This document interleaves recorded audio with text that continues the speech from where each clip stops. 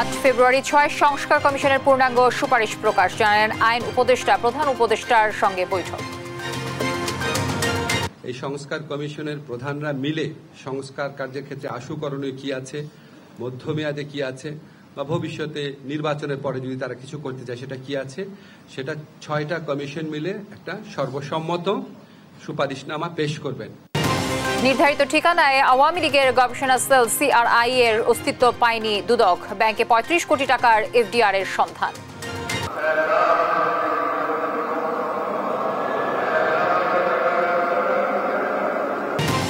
তুরাগ তীরে চলছে জুবায়েরপন্থীদের দ্বিতীয় পর্বের ইজতেমা। ইবাদত বন্দেগীতে মশগুল মুসল্লিরা। আখিরি মোনাজাত কাল।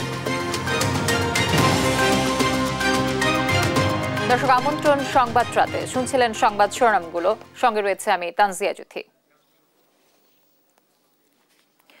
8 ফেব্রুয়ারি 6টি কমিশনের প্রধানরা সংস্কারের সুপারিশমালা উপস্থাপন করবেন জাতীয় ঐক্যমত্য কমিশনের প্রধান এবং প্রধান উপদেষ্টা ডক্টর মোহাম্মদ ইউনূসের কাছে।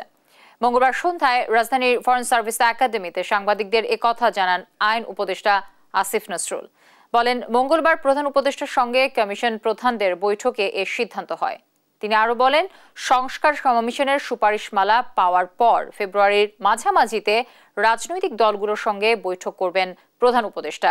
রোজার মধ্যেও আলোচনা চলতে পারে বলেও জানান ডক্টর আসিফ নজরুল।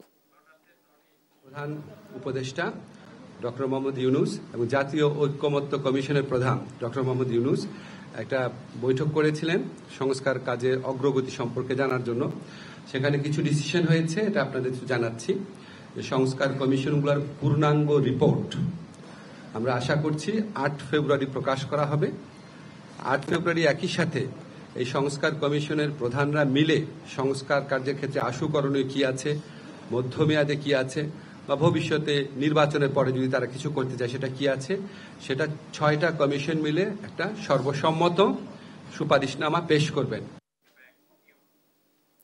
দেশ থেকে পাচার হওয়া শত শত কোটি ডলার ফেরতে কানাডার সহযোগিতা চেয়েছেন প্রধান উপদেষ্টা ডক্টর মোহাম্মদ ইউনূস। মঙ্গলবার রাষ্ট্রীয় অতিথি ভবন যমুনায় কানাডার হাই কমিশনার অজিত সিং এর সঙ্গে বৈঠকে এর সহায়তা চান তিনি। বলেন, শেখ হাসিনা সরকারের সহযোগী ধনী ব্যক্তি, রাজনীতিবিদ ও তাদের ঘনিষ্ঠজনরা বিদেশে অর্থ পাচার করেছেন। এ সময় প্রধান উপদেষ্টার প্রচেষ্টার প্রশংসা করে হাই কমিশনার বলেন, কানাডায় অর্থ জব্দ ও পুনরুদ্ধারের সুনির্দিষ্ট প্রক্রিয়া রয়েছে। বাংলাদেশ সরকার তালিকা দিলে সে অনুযায়ী ব্যবস্থা নেওয়া হবে। এ সময় কানাডাকে আরও বিনিয়োগের আহ্বান জানান প্রধান উপদেষ্টা। নির্ধারিত ঠিকানায় আওয়ামী লীগের গবেষণা সেল সিআরআই কার্যালয়ের অস্তিত্ব পায়নি দুর্নীতি দমন কমিশন। তবে অনুসন্ধানে আইএফআইসি ব্যাংকে সংস্থাটির 35 কোটি 21 লাখ টাকার এফডিআর এর তথ্য পেয়েছে তারা। এদিকে বাংলাদেশ ব্যাংকের ভল্টে রাখা সব কর্মকর্তার সেফ ডিপোজিট ফ্রিজ করতে চিঠি দিয়েছে দুদক। বাকিটা জানাচ্ছেন আমাদের সহকর্মী ফজলে আদিত্য। আওয়ামী লীগের গবেষণা cell center for research and information CRI বিভিন্ন রাজনৈতিক এজেন্ডা বাস্তবায়নে সহযোগিতা করার মাধ্যমে রাষ্ট্রীয় অর্থের ক্ষতি সাধনের অভিযোগে রাজধানীর ধানমন্ডিতে সংস্থাটির সম্ভাব্য প্রধান কার্যালয়ে অভিযান চালায় দুর্নীতি দমন কমিশন। 2 জায়গায় অভিযান চালানো হলেও প্রতিষ্ঠানটির কোনো অস্তিত্ব পায়নি দুদক। তবে আইএফআইসি ব্যাংকে সিআরআই এর নামে 35 কোটি 21 লাখ টাকার এফডিআর এর তথ্য মিলেছে। অভিযান পরিচালনাকালে প্রাপ্ত তথ্য অনুযায়ী দেখা যায়, সিআরআই নামক প্রতিষ্ঠানের চেয়ারম্যান হিসাবে জনাব সজীব আহমেদ ওয়াজেদ জয়, ভাইস চেয়ারম্যান হিসাবে সাইমা ওয়াজেদ পুতুল, ট্রাস্টি হিসাবে রাদওয়ান মুজিব সিদ্দিক এবং জনাব নসরুল হামিদের নাম উল্লেখ রয়েছে। অভিযানকালে সরেজমিনে সিআরআই এর কার্যালয়ে উপস্থিত হয়ে কার্যালয়টি বন্ধ পাওয়া যায়। প্রাপ্ত তথ্যাদি পর্যালোচনায় দেখা যায়, আইএফআইসি ব্যাংকে সিআরআই নাম প্রতিষ্ঠানটির নামে একটি 35 কোটি 21 লক্ষ টাকার এফডিআর রয়েছে। এই সংক্রান্তে বিভিন্ন ব্যাংক থেকে আরও তথ্যাদি সংগ্রহ করা হচ্ছে। গত 26 জানুয়ারি আদালতের অনুমতি নিয়ে দুদকের তদন্ত দল বাংলাদেশ ব্যাংকের ভল্টে অনুসন্ধান চালায়। এ সময় সাবেক ডেপুটি গভর্নর এসকে সুরের সেফ ডিপোজিট খুলে 55,000 ইউরো, 1,69,300 মার্কিন ডলার, 1 কেজিরও বেশি স্বর্ণ এবং 70 লাখ টাকার এফডিআর জব্দ করা হয়। এমন অস্বাভাবিক সেফ ডিপোজিটের সন্ধানে বাংলাদেশ ব্যাংকের নিরাপত্তা ভল্টে রাখা সব কর্মকর্তার সেফ ডিপোজিট সাময়িক ফ্রিজ করার ব্যবস্থা নিতে চিঠি দিয়েছে দুদক। এই ধরনের যে লকারগুলো রয়েছে সেগুলো তল্লাশি করা প্রয়োজন। সেই জন্যেই অনুসন্ধান দল পক্ষ থেকে বাংলাদেশ ব্যাংকে সেই লকারগুলো সাময়িকভাবে ফ্রিজ করার জন্য অনুরোধ করা হয়েছে। বিজ্ঞ আদালতের অনুমতিক্রমে পরবর্তী সময়ে অনুসন্ধান দল এ বিষয়ে পরবর্তী আইনানুগ কার্যক্রম গ্রহণ করবেন। এদিকে আগারগাঁও পাসপোর্ট অফিসের সাবেক পরিচালক আব্দুল্লাহ আল মামুনের বিরুদ্ধে করা মামলার চার্জশিট দাখিলের অনুমোদন দিয়েছে দুদক। ফজলে আদিত্য, দেশ টিভি, ঢাকা। দর্শক, এই মুহূর্তে দুর্নীতি দমন কমিশনের কার্যক্রম নিয়ে আলোচনার জন্য স্টুডিওতে যুক্ত হচ্ছেন সহকর্মী ফজলে আদিত্য। আদিত্য, কেমন আছেন? আদিত্য, প্রতিবেদনে যেমনটি উঠে আসলো, আপনি যেটা বলছিলেন যে আওয়ামী লীগের গবেষণা সেল সিআরআই কে আসলে তাদের নির্ধারিত ঠিকানায় পাওয়া গেল না এবং এর আগেও কিন্তু সূচনা ফাউন্ডেশনকেও পাওয়া যায়নি। তো এই বিষয়ে আসলে দুদক কি বলছে? আচ্ছা, দুদকের যে চলমান অভিযান কার্যক্রমগুলো করছে, তো সেখানটায় হচ্ছে আজকে যে অভিযান কার্যক্রমটা পরিচালনা করে সিআরআই-তে, অর্থাৎ আওয়ামী লীগের একটা গবেষণা সেল, সেখানে গিয়ে কিন্তু প্রতিষ্ঠানটিকে পাওয়া যায়নি। এর আগে কিন্তু গত সপ্তাহে কিন্তু ঠিক একই রকম সূচনা ফাউন্ডেশন অর্থাৎ সাইমা ওয়াজেদ পুতুলের যে সংস্থাটি রয়েছে সেটিতে কিন্তু অভিযান কার্যক্রম যখন পরিচালনাকালে সমাজ কল্যাণের দেয়া ঠিকানা অনুযায়ী কিন্তু সেখানটাও সূচনা ফাউন্ডেশনের কোনো মানে অস্তিত্ব পাওয়া যায়নি এবং যেখানে যে কার্যক্রম পরিচালনা করতো সেখানে সেটি ছিল না, অর্থাৎ ওখানে কিছু ধ্বংসাবশেষ পড়েছিল। তো এখন পর্যন্ত যেটি আমাদের দুদক যেটি বলেছেন যে তাদের নির্দিষ্ট ঠিকানায় পাওয়া যায়নি, তবে তাদের যেই ব্যাংকিং ট্রানজ্যাকশন এবং সেগুলো কিন্তু তারা ইতিমধ্যে অলরেডি কার্যক্রম শুরু করেছে অনুসন্ধানে এবং তারা বেশ কিছু তথ্য পেয়েছে এই ব্যাপারে। আচ্ছা, আরেকটি বিষয় আমি প্রতিবেদনে দেখলাম যে দলীয় গবেষণা প্রতিষ্ঠানটির বিরুদ্ধে সরকারি অর্থ ব্যবহারের একটা অভিযোগ রয়েছে। আইএফসি ব্যাংকের এফডিআর এর অর্থের উৎস সম্পর্কে দুদক কোনো তথ্য দিয়েছে কিনা, এই বিষয়ে কি আপনার কাছে আর নতুন কোনো তথ্য আছে কিনা? আমি আপনাকে আরেকটা জিনিস জানাই যে আওয়ামী লীগের যে গবেষণা সেলটি রয়েছে সিআরআই, সেটিতে কিন্তু রাষ্ট্রীয় অর্থ ব্যবহার করা হতো এমনটা অভিযোগ দুদকের কাছে। সেই অভিযোগের প্রেক্ষিতে কিন্তু অনুসন্ধান শুরু করে সেখানে কিন্তু কাঠামোগত যে থাকার কথা ছিল, অবস্থানের কথা ছিল, সেটা কিন্তু পাওয়া যায়নি। তবে সেখানটায় কিন্তু তাদের যে ট্রানজ্যাকশন, ব্যাংকিং ট্রানজ্যাকশন, সেগুলো কিন্তু বাংলাদেশ ব্যাংকের মাধ্যমে কিন্তু দুদক জানতে পেরেছে এবং সেখানে কিন্তু প্রায় বেশ কিছু অর্থ, অর্থাৎ 35 কোটি 21 লাখ টাকা, বেশ ভালো একটা অ্যামাউন্ট, সেই অর্থ কিন্তু তাদের জব্দ করতে পেরেছে, মানে সেটির সন্ধানও পেয়েছে। এবং এই প্রতিষ্ঠানটিতে আর কিছু ব্যাংকিং ট্রানজ্যাকশন হয়েছে কিনা সেগুলো কিন্তু এখন দুর্নীতি দমন কমিশন খতিয়ে দেখছে। আচ্ছা, ধন্যবাদ আদিত্য আপনাকে। ধন্যবাদ। আমাদের সহকর্মী ফজলে আদিত্য আসলে আমার সাথে যুক্ত ছিলেন এবং তিনি তার তথ্যগুলো আমাদেরকে বললেন। বাদ ফজর বয়ানের মধ্য দিয়ে শুরু হয় বিশ্ব ইজতেমার দ্বিতীয় পর্বের দ্বিতীয় দিনের কার্যক্রম। সকালে সাধারণ মুসল্লিদের উদ্দেশ্যে বয়ান করেন পাকিস্তানের মাওলানা ওবায়দুল্লাহ খুরশিদ। ইজতেমা থেকে হেদায়েত নিয়ে কালিমা, নামাজ, ইসলামের দাওয়াত সবার কাছে পৌঁছে দেওয়ার কথা জানান মুসল্লিরা। বুধবার আখেরি মোনাজাত ঘিরে নিরাপত্তা জোরদারের কথা জানিয়েছে গাজীপুর মহানগর পুলিশ। হাসান মাহমুদের রিপোর্ট। সূর্য ওঠার আগে জেগে উঠেছে টঙ্গীর তুরাগতীর। তাবলিগ জামাতের 6 দফার ওপর বক্তব্য রাখছেন পাকিস্তানের মাওলানা ওবায়দুল্লাহ। অন্যদিকে সাথীদের আপ্যায়নে চলছে রান্নার ব্যস্ততা। দ্বিতীয় পর্বের দ্বিতীয় দিনের আনুষ্ঠানিকতায় ছিল সাধারণ মুসল্লিদের জন্য বয়ান, আলেম ও শিক্ষার্থীদের জন্য আলাদা তাশকিল। বিভিন্ন মেয়াদে চিল্লার জন্য জামাতবদ্ধ করা হয় এদিনের কর্মসূচিতে। মুসল্লিরা বলছেন, ইমান, নামাজ ও ইলমের সার্বক্ষণিক চর্চার মধ্য দিয়ে সাধারণ মানুষের মাঝে ইসলামের শান্তির বাণী পৌঁছে দেওয়ার স্বতঃস্ফূর্ত দায়িত্ব নিয়েই মাঠ ছাড়বেন তারা। দ্বিতীয় পর্ব আমরা আমাদের সাথে আছি এবং কি নিজ গড়ার জন্য আল্লাহর হুকুম এখন জানি, যাতে করে আমরা নিজ এলাকাতে যাইতে পারি, কাজ করতে পারি, এটার জন্য আমরা এখানে আসছি। যে আমল করছে আমল নেওয়ার জন্য আসছি, যে আমল শিক্ষা আমল করার জন্য আসছি। অন্যদিকে তাবলিগের অন্যতম কর্মসূচি ইকরামুল মুসলিমিন বা মানবতার সেবায় নিয়োজিত করতেই সময় ব্যয়ের বাসনা মুসল্লিদের। প্রচুর লোক সমাগম। আমরা দ্বিতীয় ইজতেমা নওগাঁ থেকে আসছি এবং বিশ্বের থেকে বিভিন্ন দেশ থেকে বড় বড় আলিম আলামা বক্তব্য রাখবে, বক্তব্য আমরা শোনার জন্য ইনশাল্লাহ আইসি। আমরা সেই আমল করব, এটাই আমাদের কাম্য ইনশাল্লাহ। সবাই আসেনি, আমরা এখান থেকে কিছু শিখে তাদেরকে যদি শিখাতে পারবো এরকম নিয়েতেই শিক্ষা অর্জন করে যাব। দ্বিতীয় পর্বের আয়োজনে ছিল বাড়তি নিরাপত্তা, তাই সার্বিক প্রস্তুতিতে সন্তুষ্টি জানান আয়োজকরা। যে আগামীকাল আনুমানিক 12টার সময় দোয়া হবে এবং এখানে ইনাদের পক্ষ থেকে অনেক সুন্দর আসা যাওয়ার একটা ট্রাফিকিং সুন্দর ব্যবস্থাপনা আছে।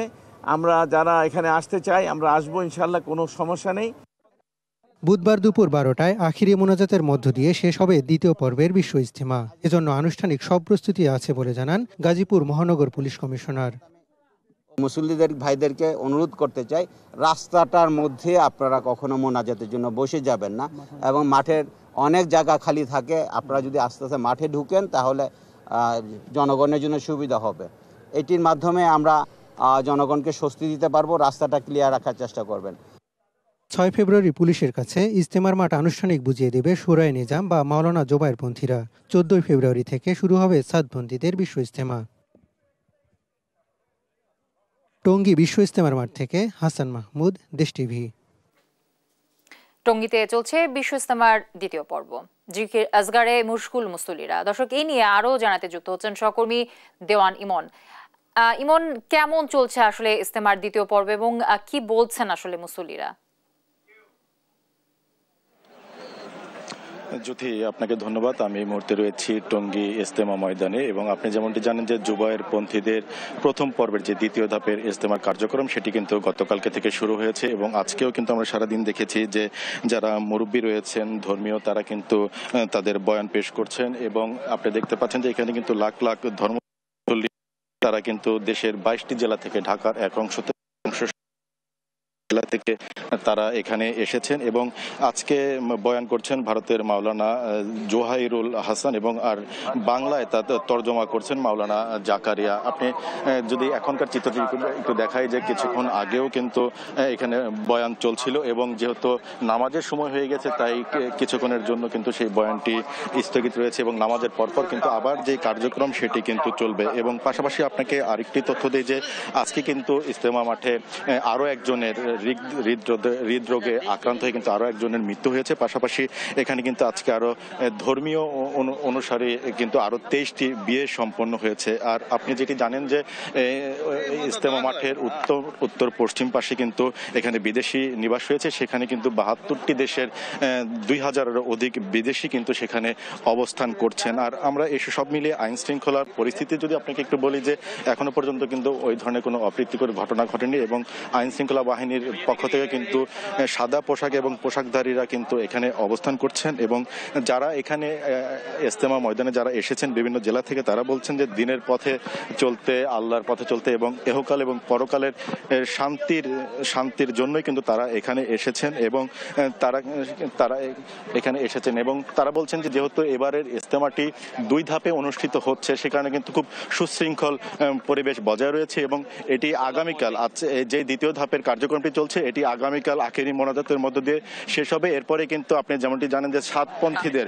আগামী 14 তারিখ থেকে কিন্তু শুরু হবে সাতপন্থীদের যে দ্বিতীয় ধাপের এই ইজতেমার কার্যক্রম সেটি এবং সেটি শেষ হবে কিন্তু 16 তারিখে আখেরি মোনাজাতের মধ্য দিয়ে। জ্যোতি, টঙ্গী থেকে যুক্ত হয়েছিলেন আমাদের সহকর্মী দেওয়ান ইমন। বাড়ি বাড়ি গিয়ে ভোটার তালিকা হালনাগাদ কর্মসূচিতে প্রায় 50 লাখ ভোটার যুক্ত হচ্ছে, তবে কমিশনের লক্ষ্য ছিল 61 লাখের বেশি। এমনটাই জানালেন ইসি সচিব আখতার আহমেদ। বলেন, মিথ্যা তথ্য দিয়ে 17 বছরের কেউ ভোটার হয়েছেন এমন তথ্য নেই ইসির কাছে, তবে সুনির্দিষ্ট অভিযোগ পেলে খতিয়ে দেখবে কমিশন। শিউলি রায় জানাচ্ছেন বিস্তারিত। গত 20 জানুয়ারি বাড়ি বাড়ি থেকে ভোটার তালিকা হালনাগাদের জন্য তথ্য সংগ্রহের কাজ শুরু করে নির্বাচন কমিশন। সোমবার ছিল তথ্য গ্রহণের শেষ দিন। মঙ্গলবার রাজধানীর আগারগাঁয়ে নির্বাচন ভবনে সংবাদ সম্মেলন করেন নির্বাচন কমিশনের সিনিয়র সচিব আখতার আহমেদ। তিনি জানান, এবারের হালনাগাদে ভোটার তালিকা যুক্ত হচ্ছেন 49,70,388 জন ভোটার, তবে নির্বাচন কমিশনের লক্ষ্য ছিল 61 লাখেরও কিছু বেশি। ভোটার তালিকা থেকে মৃত ভোটার বাদ পড়েছেন 15,23,000, যা শতকরা হিসেবে 1.77%। মোট বৃদ্ধির 3.9%-এর মধ্যে বাদ পড়াদের বৃদ্ধির হার 2.44%। এছাড়াও নতুন ভোটার বৃদ্ধির হার শতকরা 1.46%। নতুন ভোটার নিবন্ধন হয়েছেন 1.46। মোট বৃদ্ধির হার সেক্ষেত্রে 3.9%। আর মৃত ভোটার কর্তনের হার এটা 1.77। নারী ভোটার প্রসঙ্গে তিনি বলেন, এবার 16 লাখ নারী ভোটার হতে নিবন্ধন করেছেন। চলমান হালনাগাদ কর্মসূচিতে যারা বাদ পড়েছেন তাদেরও যুক্ত করা হবে তালিকায়। এই ডেটাটা আমরা রেগুলার আপডেট করছি। এখন আমি এই পয়েন্ট ইন টাইমে দাঁড়িয়ে বলছি, আগামীকালকে আসলে এই ডেটাটা চেঞ্জ হবে আর বাড়বে। কাজেই আপনাকে এই ডেটাটার সেজন্য স্ট্যাটিস্টিক্স এর ভেরিয়েশনটাই ওই জায়গাটাতে, সৌন্দর্যটাও ওইখানে যে আজকেরটা কালকের ভেরিয়েবল হয়ে যাচ্ছে, মানে রিলেটিভ হয়ে যাচ্ছে। এছাড়া নিবন্ধন চলবে 11 এপ্রিল পর্যন্ত। অনলাইন এবং আঞ্চলিক কার্যালয়ে 18 বছরের বয়সী বাংলাদেশিরাও নিবন্ধন করতে পারবেন। শিউলি রায়, দেশ টিভি, ঢাকা। অমর 21 বইমেলায় ভিড় করছেন লেখক পাঠকরা। দর্শক, রাতের মেলার খবর জানাতে সরাসরি যুক্ত হচ্ছেন সহকর্মী AH হিমেল। হিমেল, মেলায় বই প্রেমীদের আনাগোনা কেমন দেখছেন? এই রাতের আসলে সার্বিক চিত্র কেমন দেখছেন জানাবেন।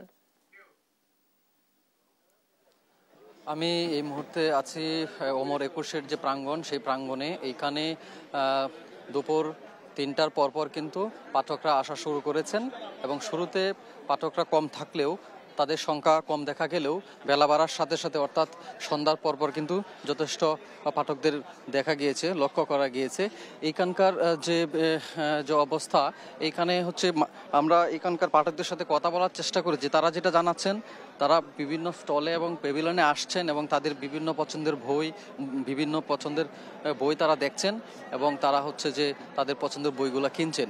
অর্থাৎ এখানে বেলা বাড়ার সাথে সাথে পাঠকদের ভিড় থাকে। কিন্তু এখন আমরা এই মুহূর্তে আজকে 4র্থ দিনের মতো যে অমর 21 মেলা চলছে, সেটা শেষ সময় আমরা আছি। অর্থাৎ এইখানে কিন্তু এখন পাঠকদের ভিড় কিছুটা কম, অর্থাৎ তারা কিন্তু ফিরে যাচ্ছেন এই মুহূর্তে। এই মেলায়, অর্থাৎ আজকে 4র্থ দিনের যে মেলা, সেই মেলায় কিন্তু 708টি প্রকাশনী প্রতিষ্ঠান অংশগ্রহণ করেছে। গত বছরে ছিল 635টি প্রতিষ্ঠান এবং এই মেলায় মোট 37টি প্যাভিলিয়ন থেকে 36টি কিন্তু সোহরাওয়ার্দী উদ্যানে রয়েছে। আর একটি প্যাভিলিয়ন, সেটি কিন্তু অর্থাৎ বাংলা একাডেমি যে প্রাঙ্গণ, সেখানে কিন্তু অংশগ্রহণ করা হয়েছে সেখানে। আর বেলা 3টা থেকে রাত 9টা পর্যন্ত কিন্তু এই বইমেলা খোলা থাকবে। পাঠকরা কিন্তু সেই সময়ের মধ্যে এখানে আসতে পারবেন এবং ছুটির দিনে বেলা 11টা থেকে রাত 9টা পর্যন্ত কিন্তু এই মেলা চলমান থাকবে।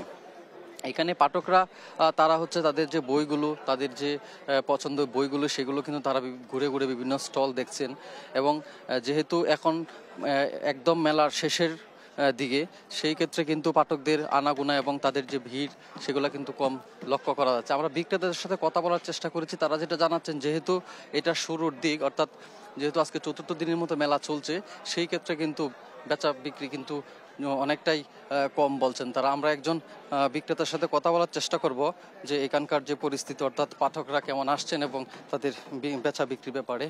আপনারা পাঠকদের কেমন সমাগম দেখতে পাচ্ছেন? পাঠকদের সমাগম বেলা শেষে অনেকে হচ্ছে, কিন্তু বিক্রি কম হচ্ছে। সামনের দিকে আশা করি বিক্রি ভালো হবে। আচ্ছা, পাঠকরা যে আসছেন, তারা কি পরিমাণ বই আপনারা বিক্রি করতে পারছেন? এখন মোটামুটি আপনার কমে বিক্রি হচ্ছে, সবাই দেখে যাচ্ছে। মাঝামাঝি সময় হয়তো তারা নেবে, এখন তারা বাচ্চাদেরকে নিয়ে আসবে মাঝামাঝি সময়।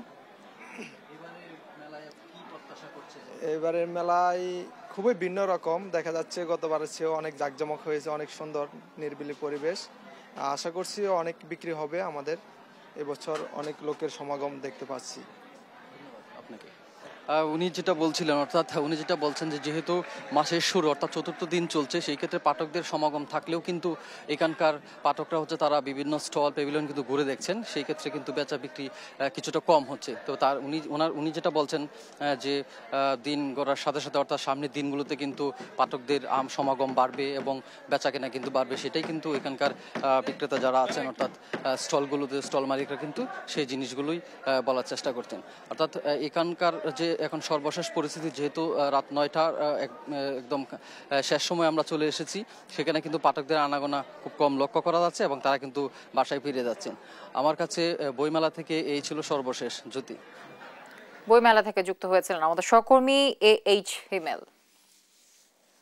জাহাঙ্গীরনগর বিশ্ববিদ্যালয়ে ভর্তি পরীক্ষায় পোষ্য কোটা বাতিলের দাবিতে প্রশাসনিক ভবন অবরোধ করে বিক্ষোভ করেছে শিক্ষার্থীরা।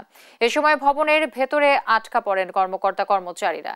এর আগে কোটা বহাল রাখার দাবিতে উপাচার্য ভবনের সামনে অবস্থান নিয়ে 5 দিনের কর্মবিরতি ঘোষণা করেন কর্মকর্তা কর্মচারীরা। শিক্ষার্থী ও কর্মকর্তা কর্মচারীদের পাল্টাপাল্টি কর্মসূচিতে স্থবির হয়ে পড়ে পুরো ক্যাম্পাস। আলোচনার মাধ্যমে পরিস্থিতি শান্ত করেন বিশ্ববিদ্যালয় উপাচার্য অধ্যাপক মোহাম্মদ কামরুল আহসান। শক্তি আমাকে আটকাতে পারবে না, একমাত্র আদর্শ আর নীতি। এইটা আমার ঘোষণা। আমি যেটা আইন আছে, যেটা নিয়ম আছে, আমি এটার বাইরে কোনো অবস্থাতেই যেতে পারবো না। ট্রাস্ট ইনফিনিটি ফার্মস বাংলাদেশের আয়োজনে স্বাদ ও সেভরি ব্র্যান্ডের বার্ষিক বিক্রয় সম্মেলন অনুষ্ঠিত হয়েছে। নারায়ণগঞ্জের বাংলার তাজমহলে আয়োজিত অনুষ্ঠানে উপস্থিত ছিলেন প্রতিষ্ঠানের প্রধান নির্বাহী কর্মকর্তা লিটন আকন্দ, চেয়ারম্যান মহসিনা আক্তার লুবনা, সহকারী মহাব্যবস্থাপক সুমন চন্দ্র হালদার এবং HR ম্যানেজার মাকসুদ আহমেদ সজীব সহ বিভিন্ন বিভাগের কর্মীরা। বিক্রয় প্রতিনিধিদের কাজের স্বীকৃতি হিসেবে ক্রেস্ট, সার্টিফিকেট ও উপহার তুলে দেন কর্মকর্তারা।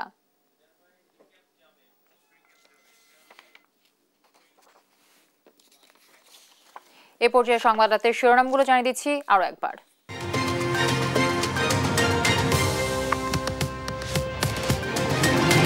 8 ফেব্রুয়ারি 6 সংস্কার কমিশনের পূর্ণাঙ্গ সুপারিশ প্রকাশ, জানালেন আইন উপদেষ্টা। প্রধান উপদেষ্টার সঙ্গে বৈঠক।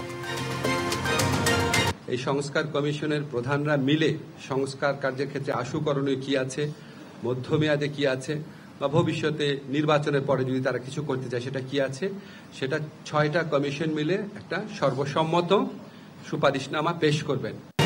নির্ধারিত ঠিকানায় আওয়ামী লীগের গবেষণা সেল CRI এর অস্তিত্ব পায়নি দুদক। ব্যাংকে 35 কোটি টাকার FDR এর সন্ধান।